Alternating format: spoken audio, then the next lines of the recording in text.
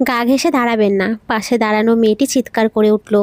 আমি চমকে উঠে তাকালাম, ভেবেছিলাম কথাটা আমাকেই বলছে, কিন্তু দেখলাম যে মেয়েটি আমার পেছনে দাঁড়ানো বন্ধু জহিরের দিকে তাকিয়ে আছে। জহির পাল্টা জবাব দিল, কই দাঁড়াবো তাহলে? এত সমস্যা হলে পাবলিক বাসে চড়েন কেন? বাপরে, বলেন আপনার একটা প্রাইভেট কার কিনে দিতে। আমি তাকিয়ে দেখলাম জহিরের ডান দিকে খানিকটা সরার মতো স্পেস আছে। তারপরেও জহির অনেকটা ইচ্ছে করে মেয়েটির গা ঘেঁষে দাঁড়িয়ে আছে। আমি চোখের ইশারায় জহিরকে সরতে বললাম। জহির শুনল না, ঠোঁট নাড়িয়ে যা বলল তার অর্থ দাঁড়ালো মজা দেখতে থাক। চলতে চলতে বাস একটু ঝাঁকি খেলো, আর জহির ইচ্ছে করে মেয়েটির গায়ের উপরে হেলে পড়ল। মেয়েটির চোখ মুখ দেখে মনে হচ্ছে কেঁদে ফেলবে। সে বুঝতে পারছে জহির ইচ্ছে করে এমন করছে, কিন্তু কিছু বলতেও পারছে না। যতটা সম্ভব সরে যাওয়ার চেষ্টা করছে সে, কিন্তু যাবে কই? ওই পাশের পুরুষ লোকটাও তার দিকে লোলুপ দৃষ্টিতে তাকিয়ে আছে। একটু পরে মেয়েটি বাস থেকে নেমে গেল। আমি তাকিয়ে দেখলাম জহির দাঁত বের করে হাসছে। আমিও সেই হাসিতে যোগ দিলাম, যদিও মন থেকে জহিরের এই আচরণকে সমর্থন করতে পারছি না, কিন্তু প্রতিবাদও করলাম না। কারণ একে তো জহির আমার খুব ক্লোজ বন্ধু, তার উপরে বিভিন্ন প্রয়োজনে জহিরের কাছ থেকে অনেক হেল্প পাই। তার বিরুদ্ধে কথা বললে নিজেরই ক্ষতি। কিন্তু সেদিন আমি উপলব্ধি করতে পারিনি এই ঘটনার প্রতিবাদ না করার কারণেই ক্ষতিটা বেশি হবে। এমন এক ক্ষতি যা কোনোভাবেই পূরণ করা সম্ভব নয়। 12 বছর আগের সেই ঘটনাটা এই মুহূর্তে কেন মনে পড়ছে জানি না। আসলে বিশেষ কোনো কারণের প্রয়োজন হয় না। আমি মনে মনে প্রায়ই সেই ঘটনায় ফিরে যাই। ইস, যদি সেদিন আমি জহিরের আচরণের প্রতিবাদ করতাম, মেয়েটিকে হেল্প করতাম, তাহলে হয়তো কলিং বেলের আওয়াজে সদ্বিদ ফিরল।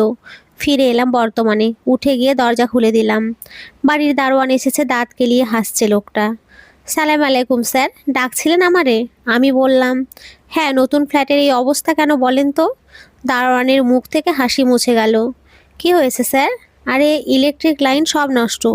আমার কণ্ঠে বিরক্তি। ফ্যান ঘুরছে না, লাইট জ্বলছে না, ফোনে চার্জ হচ্ছে না। কি বলেন স্যার? দারোয়ান মনে হলো আকাশ থেকে পড়েছে। আগের ভাড়াটিয়া ফ্ল্যাট খালি করার পর সব চেক করেননি? মনে হয় ভালো করে চেক করা হয় নাই। Sorry sir. সরি সরি না করে সমাধান করেন। সব মালপত্র নিয়ে ট্রাক অলরেডি রওনা হয়ে গেছে। আমার স্ত্রী প্রেগন্যান্ট।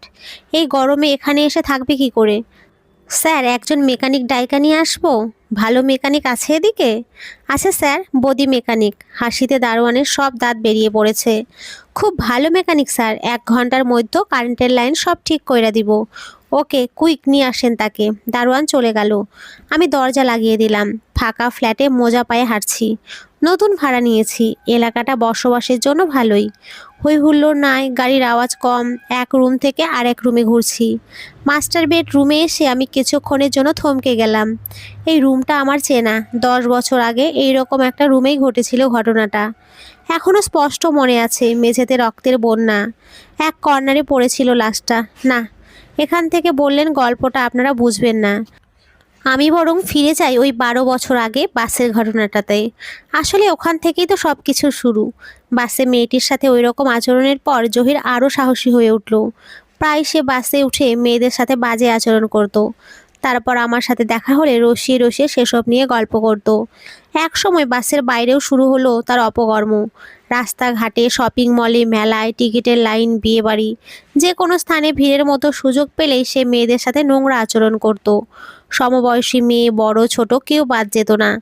দিনের পর দিন জহির আরও সাহসী হতে শুরু করলো, আর খুব গর্বের সাথে বন্ধু মহলে সেই সব নিয়ে গল্প করত। একটা সময় পর তার এইসব গল্প শুনতে আর ইচ্ছে হতো না আমার। আমি তাকে অ্যাভয়েড করতে শুরু করলাম। তবে যা করা উচিত ছিল তা করিনি, প্রতিবাদ করিনি, এবং যার মাসুল আমাকে দিতে হয়েছে। বাসের ঘটনার ঠিক 2 বছর পর আবার কলিং বেলের আওয়াজ। আমি এগিয়ে গিয়ে দরজা খুলে দিলাম। ব্যাগ কাঁধে, কালি ঝুলি মাখা পোশাক পরে দাঁড়িয়ে আছে একজন। আমি জিজ্ঞাসু দৃষ্টিতে তাকিয়ে থাকলাম তার দিকে। স্যার, দারোয়ান কইল ফ্ল্যাটের কারেন্টের লাইনে নাকি ডিস্টার্ব। ও, আপনি বডি মেকানিক? জি স্যার, আসুন ভেতরে। আমি একপাশে সরে জায়গা করে দিলাম। বডি মেকানিক ভেতরে ঢুকলো। দেখেন তো কি অবস্থা। লাইট, ফ্যানের লাইন কিছুই ঠিক নাই। মোবাইলটা পর্যন্ত চার্জ হচ্ছে না। স্যার, মনে হয় সার্কিট বোর্ডে প্রবলেম। আমি দেখতেছি স্যার। বডি মেকানিক একটা টুল টেনে নিয়ে গিয়ে সার্কিট বোর্ড খুলে কাজ করতে থাকলো। সে তার মতো করে কাজ করুক। চলুন আমরা আবার 10 বছর আগের ঘটনাতে ফিরে যাই। এক সন্ধ্যায় ভার্সিটি থেকে বাসায় ফিরেছি। মায়ের উদ্বিগ্ন চেহারা দেখলাম। কি হয়েছে মা? মুন্নিকে পাচ্ছি না। মা কাঁদো কাঁদো কণ্ঠে বলল, অনেকক্ষণ হয়ে গেল। আমি অভয় দিয়ে বললাম, খেলতেছে মনে হয় কোথাও। কার সাথে খেলবে? ওর বন্ধুরা তো সবাই যে যার বাসায়। দাঁড়াও আমি দেখছি। মুন্নি আমার ছোট বোন, 8 বছর বয়স। বাড়ির ছাদে, প্রতিবেশীদের ফ্ল্যাটে, বাড়ির আশেপাশে, রাস্তায় সবখানে খুঁজলাম মুন্নিকে। কোথাও নেই। এবার আমিও চিন্তিত হয়ে পড়লাম। বাবাকে ফোন করে জানালাম। বাবা অফিসে জরুরি মিটিং ফেলে পাগল পাগল হয়ে চলে এলেন। মেয়েকে জীবনের চেয়ে বেশি ভালোবাসেন তিনি। থানা পুলিশে খবর দেওয়া হলো, হাসপাতালগুলোতে লোক পাঠানো হলো, এলাকায় মাইকিং শুরু হলো। কিন্তু মুন্নির খোঁজ কেউ দিতে পারলো না। মা কান্নায় ভেঙে পড়লো। বাবার দিকেও তাকানো যাচ্ছে না। আমার বুকের ভেতরটা ফেটে যাচ্ছে, কিন্তু মুখে কিছু বলছি না। রাত 11টার দিকে পাশের বাসার দারোয়ান সুন্নাহ ভাই দৌড়ে এলো আমাদের বাসায়। হাঁপাচ্ছে খুব, চেহারা দেখে মনে হচ্ছে কেঁদে ফেলবে। আমি জিজ্ঞেস করলাম, কি হয়েছে সুন্না ভাই? মুন্নির খোঁজ পেলেন? ভাই তাড়াতাড়ি আসেন আমার সাথে, বলে আমার হাত ধরে টান দিল সুন্নাহ ভাই। তার সাথে আমি পাশের বিল্ডিংয়ে গেলাম। বুকের ভেতরটা মুন্নির অমঙ্গল আশঙ্কায় দুরু দুরু কাঁপছে। সুন্নাহ ভাই আমাকে 3 তলায় নিয়ে এলেন, এই বিল্ডিংয়ের 3 তলায়। একটা ফ্ল্যাট খালি আছে, আমি জানি ভাড়াটিয়া চলে গেছে, এখনো ভাড়া হয়নি। ফ্ল্যাটের দরজা খোলা। ভেতরে ঢুকলো সুন্নাহ, তার সাথে আমি। মাস্টার বেডরুমে ঢুকলাম। মোবাইলের টর্চের আলোতে দেখলাম ফ্ল্যাটের মেঝে রক্তে ভেসে যাচ্ছে। এক কর্নারে পড়ে রয়েছে একটা বাচ্চা মেয়ের নগ্ন লাশ, আমার মুন্নি। আমার চোখের সামনে পৃথিবীটা অন্ধকার হয়ে এলো, হাঁটু ভাঁজ হয়ে পড়ে যাচ্ছি। স্যার, সার্কিট বক্সে প্রবলেম ছিল, ঠিক কইরা দিয়েছি। বডি মেকানিকের কথায় আমি আবার বর্তমানে ফিরে এলাম। দেখেন তো লাইট ফ্যানের লাইন সব ঠিক মতো কাজ করছে কিনা। বডি টুল থেকে নামলো, টুলটা এগিয়ে নিয়ে সুইচ বোর্ডের সামনে গিয়ে দাঁড়ালো। টেস্টার দিয়ে টেস্ট করতে করতে বলল, স্যার এইখানেও একটু ঝামেলা আছে মনে হইতাছে। লাইন পাইয়া পাইয়া ছাইরা দেয়। আমি ঠিক কইরা দিতেছি, সমস্যা নাই। বৌদি তার কাজ করছে মনোযোগ দিয়ে। আমি আবার ফিরে গেলাম অতীতে। মুন্নির লাশ পাওয়ার পর আমার মা বাবা দুজনেই বেহুশ হয়ে গেল। মুন্নিকে আর কি দেখবো, তাদের নিয়ে টানাটানি শুরু হয়ে গেল। পুলিশ এলো, মুন্নির লাশ নিয়ে গেল, ময়না তদন্ত হলো। পরের দিন দুপুরে জানা গেল মুন্নিকে সারা দিন আটকে রেখে কয়েকবার রেপ করা হয়েছে। রক্তক্ষরণে মৃত্যু হয়েছে তার। ভাবতেই আমার বুকের ভেতরটা দুমড়ে মুচড়ে যাচ্ছে। কি পরিমাণ কষ্ট সহ্য করতে হয়েছে আমার ফুলের মতো নিষ্পাপ বোনটিকে। কিন্তু কোন পিশাচ এই কাজ করেছে তা জানার কোনো উপায় নেই, কারণ মুন্নি ওই ফ্ল্যাটে কখন গেছে তা কেউ দেখেনি। তখনও জানতাম না কি চমক অপেক্ষা করে আছে আমার জন্য। পরের দিন বিকেলে মুন্নির এক বন্ধু বলল, মুন্নিকে আইসক্রিম কিনে দেবে বলে সাথে নিয়ে গেছিল জহির। জহির নামটা শুনতেই আমার শরীরের সব লোম দাঁড়িয়ে গেল। হ্যাঁ জহির, তার মতো নর পশুর পক্ষেই কেবল সম্ভব এমন একটা কাজ করা। ও মাই গড, জহিরকে কত ভালোবাসতো মুন্নি। বাসায় এলে জহির ভাইয়া বলে দৌড়ে ঝাঁপিয়ে পড়তো তার কোলে। খবরটা জানাজানি হতেই জহির পালালো বাসা থেকে। পুলিশ লেগে গেল চারিদিকে, কিন্তু জহিরকে কেউ খুঁজে পেল না। আমার বাবা সর্বোচ্চ চেষ্টা করলো জহিরকে খুঁজে বের করার, কিন্তু জহিরকে পাওয়া গেল না, মানে গেলই না, উধাও হয়ে গেছে যেন। এরপর কেটে গেছে 10 বছর। জহিরের সন্ধান আজও পাওয়া যায়নি। এদিকে নিজের ভেতরে গিল্টি ফিলিংস নিয়ে ধুকে ধুকে বেঁচে আছি আমি। সেদিন বাসের মতো ওই মেয়েটির গা ঘেঁষে দাঁড়াবেন না, আরজিটা যদি শুনতাম, তার পক্ষ হয়ে যদি প্রতিবাদ করতাম, তাহলে হয়তো জহির এতদূর এগিয়ে যাওয়ার সাহস পেত না, আর আমার মুন্নিও বেঁচে থাকতো। মুন্নির মৃত্যুর জন্য আসলে আমিই দায়ী। আমি এবং আমার মতো মেরুদণ্ডহীন কাপুরুষরাই দায়ী। স্যার, মোছার মতো কিছু আছে? বদি জিজ্ঞাসা করলো। একটা ন্যাকড়া দেওয়া যায়? ভেতরে অনেক ধুলাবালি জমা, কারেন্টের লাইন জ্যাম করে দিয়েছে মনে হয়। না, মোছার জন্য তো কিছু নেই, দাঁড়ান, বলে পকেটে হাত দিলাম আমি।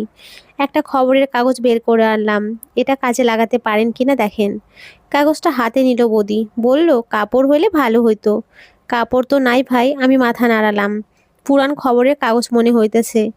আমি হাসলাম। খবরের কাগজ পুরনো, কিন্তু খবরটা আজও নতুনের মতো বুকের ভেতরে জ্বলছে। বদি খবরের কাগজটা চোখের সামনে আনলো। কাগজে একটা ছবি দেখা যাচ্ছে। একটা ছোট বাচ্চা মেয়ের লাশের সামনে বসে একজন মধ্যবয়সী ব্যক্তি পাগলের মতো কাঁদছে। ছবির উপরে খবরের হেডলাইন, খুলনায় 8 বছরের শিশু ধর্ষণের শিকার। ছবির নিচে বিস্তারিত রিপোর্ট। বদি খবরটা পড়ছে। আমি পকেটে হাত দিলাম, বের করে আনলাম একটা লম্বা সাইলেন্সার লাগানো পিস্তল। বদির পেছনে গিয়ে দাঁড়ালাম, তার মাথার পেছনে পিস্তলের বাট দিয়ে গায়ের জোরে আঘাত করলাম আমি। আঘাতটা একদম জায়গা মতো লেগেছে। জ্ঞান হারিয়ে মাটিতে ঢলে পড়ল বদি। আমি এগিয়ে গেলাম তার দিকে, 2 পা ধরে বদির দেহটা টানতে টানতে নিয়ে গেলাম ঘরের এক কোণায়। খবরের কাগজটা ভাঁজ করে আবার কোটের পকেটে রাখলাম আমি। হাতে সময় খুব কম, যা করার দ্রুত করতে হবে। পরবর্তী আধা ঘন্টা ধরে একটা দৃশ্য সাজালাম আমি। সন্তুষ্ট হওয়ার পরে থামলাম। এবার বদির জ্ঞান ফেরানোর পালা।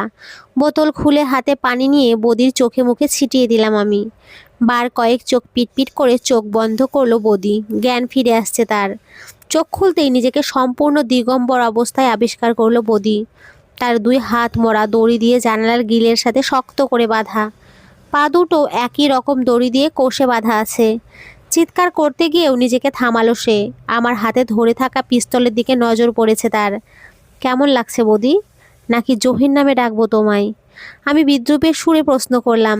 বদির চোখে মুখে আতঙ্ক দেখা দিল। মুহূর্তের মাঝে গত 10 বছরের দুঃসহ স্মৃতি ফাস্ট ফরওয়ার্ড হয়ে গেল আমার চোখের সামনে। পালিয়ে যাওয়ার পর জহিরকে আমি কোথায় না কোথায় খুঁজেছি। অনেক খুঁজে দুয়ে দুয়ে 4 মিলিয়ে বের করেছি। জহির সেদিন পালিয়ে ঢাকায় চলে আসে।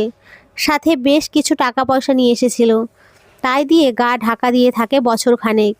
তারপর ভাগ্যের সন্ধানে কিছুদিন এখানে ওখানে ঘুরে এক সময় জামাল ওস্তাদের কাছে আশ্রয় পায়। তার কাছ থেকে মেকানিকের কাজ শেখে বদি। এভাবেই আমার বন্ধু জহিরের বদি মেকানিক হয়ে ওঠা। জহিরকে খুঁজে বের করার পর বেশ লম্বা সময় নিয়ে প্ল্যান সাজালাম আমি। বদির দোকানের কাছাকাছি ভুয়ো নাম পরিচয়ে একটা বাসা ভাড়া নিলাম। নিজের বাসার বিদ্যুৎ লাইন নষ্ট করলাম। তারপর সব কিছু একদম প্ল্যান মাফিক হয়েছে। জহির একটা ঢোক গিলল, নিজেকে খানিকটা সামলে নিয়েছে। বলল, কে আপনি? আমারে বাইন্দা রাখছেন কেন? আমার কাপড় খুলছেন কেন? সেটা একটু পরেই টের পাবি, বললাম আমি। কি টের পামু? জহির অস্থির কণ্ঠে বলল। রিল্যাক্স, এত তাড়া কিসের? 2 বন্ধু, এতদিন পর দেখা হলো, একটু খোশ গল্প করি। কিসের বন্ধু? আমি আপনারে চিনি না। আমি মৃদু হাসলাম। মুখ থেকে নকল দাড়ি গোঁফ খুলে নিলাম। এবার চিনতে পেরেছিস? জহিরের চোখ বলছে সে চিনতে পেরেছে আমাকে, কিন্তু না চেনার নাটকটা চালিয়ে যাচ্ছে। কে আপনি? আমি আপনারে চিনি না, আগে কখনোই দেখি নাই। এক্ষুনি চিনতে পারবি, বলেই পকেট থেকে একটা ছুরি বের করলাম আমি।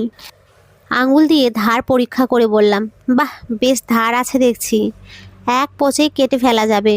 প্রচণ্ড আতঙ্ক গ্রাস করলো জহিরকে। তোতলাতে শুরু করলো। আমি কিন্তু চিৎকার কইরা সবাইরে ডাকমু। আপনি আপনি মনে করছেন পার পাইয়া যাবেন? এত এত সহজ না। এই এলাকার সবাই আমারে চিনে। আমার কিছু হইলে আপনার খবর আছে। আমি ছুরি হাতে এগিয়ে গেলাম বদি মেকানিক ওরফে আমার বন্ধু জহিরের দিকে।